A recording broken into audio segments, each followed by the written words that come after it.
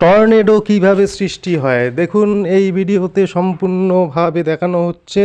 প্রথমে টর্নেডো একটি ছোট আকার ধারণ করে এবং এই টর্নেডো আস্তে আস্তে বাড়তে বাড়তে বিশাল আকার ধারণ করে এবং ঘর বাড়ি থেকে শুরু করে যা কিছু আছে সব কিছু ভেঙে চুরমার করে দিয়ে যায়। দেখতে থাকুন ভিডিওটি, স্কিপ না করে শেষ পর্যন্ত দেখুন। টর্নেডো প্রথমে ছোট অবস্থায় সৃষ্টি হয়েছিল এবং বাড়তে বাড়তে বিশাল আকার ধারণ করে ফেলল। দেখতে থাকুন সম্পূর্ণ ভিডিওটি।